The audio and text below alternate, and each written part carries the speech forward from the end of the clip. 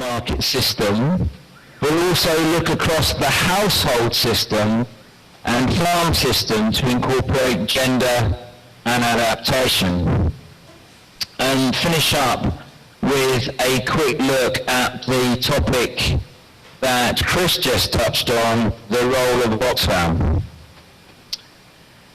So firstly, to frame the issue, to explain why equality of growth is critical for Oxfam GB and I think everyone in the development community. It's a fact from 1981 to 2001, only 1.5% of global economic growth went to anyone earning less than $1 a day. We can see that across the Americas, Africa, and Asia, that free market thinking has not delivered the results we would expect from the poorest. But when we look at countries such as China and India, and particularly others such as Vietnam or South Korea, we can see that actually it has been possible to get income to the poorest sectors of society, and we have been able to run different market systems that create different results.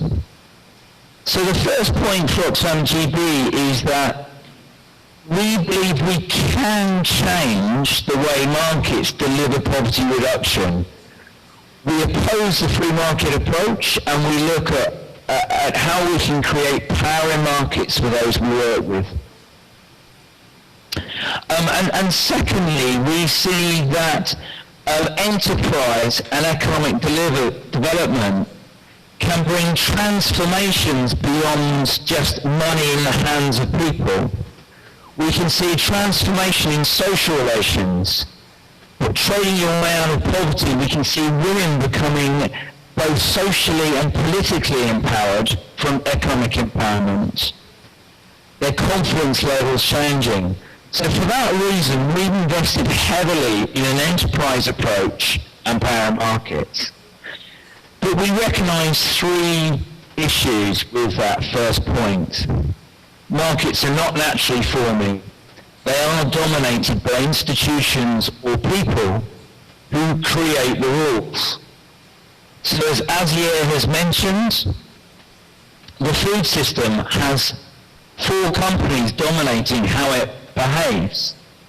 And as Chris has mentioned, the extractive industry is a sector that the benefits from that do not flow out for poverty reduction. But where we can change those rules of the game, or look at a sector that can deliver benefits for poverty reduction, such as smallholder development, smallholder markets, we can see more positive gains.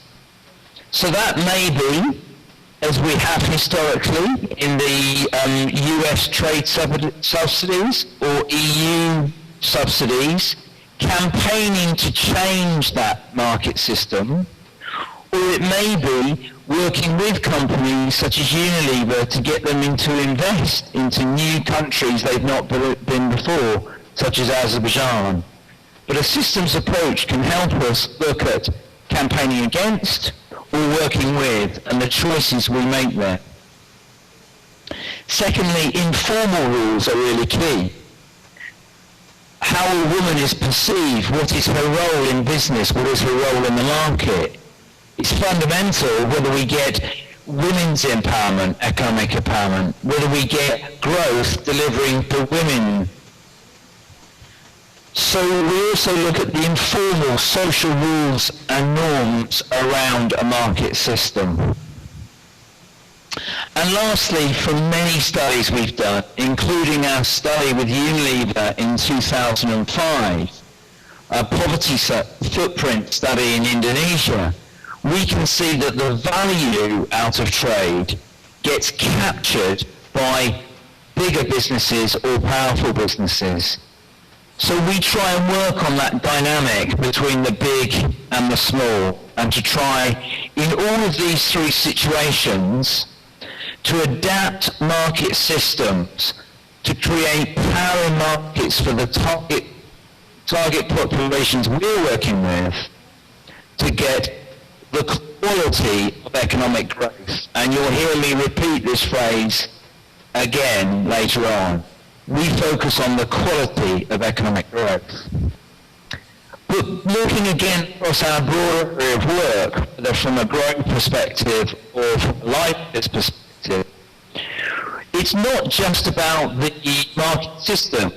The second point I would make is about, in the work that Oxfam GB has learnt, that it is critical to look at how the household system, particularly how women can achieve access into markets, and across the eco-farm system, when looking at agriculture, that the natural resources are critical to a market system.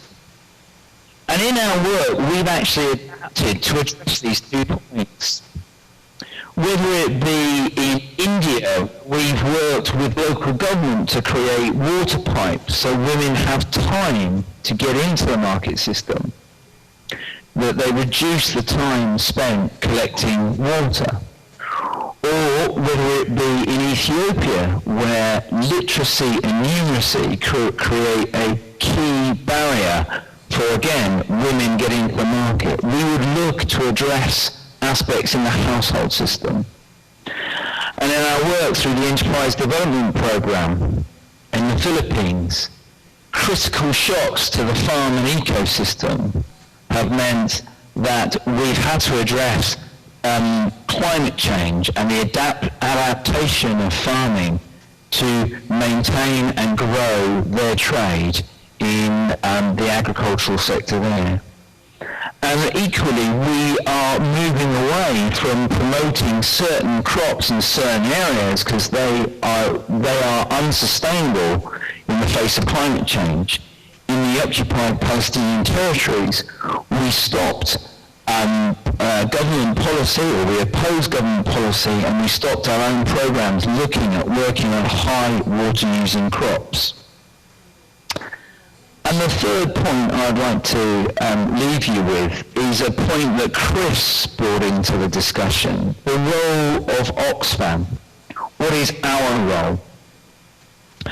And we believe systems thinking can be quite transformative for Oxfam's impact, the scale with which we can reach, by working with or working against governments and private sector by changing the system, bringing about systemic change.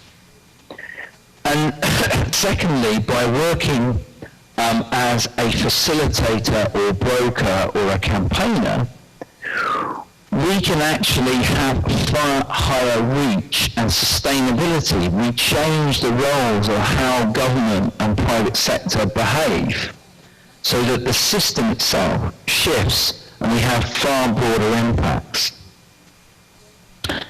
And lastly, we try and look to see how, when we withdraw as an organisation, that there is new market infrastructure left behind. We have producer organisations, we have enterprises, we have finance that can serve women so they can start their businesses or they can invest in crops. So I'll just conclude by just saying those 3 points again from what we've learned from programming over the last 6 years in Oxfam GB. Markets affect all of the people we are working with today, and economic growth is only transformative when it looks at the quality of growth. To achieve this, we adapt market systems and create jobs for those in poverty by adapting the market system, but also looking at the household level, particularly for women, and at the farm system level, particularly for sustainability of agricultural production into the future. And lastly, systems thinking can help us to actually scale the impact of the work we have and to be more sustainable into the future. Thank you.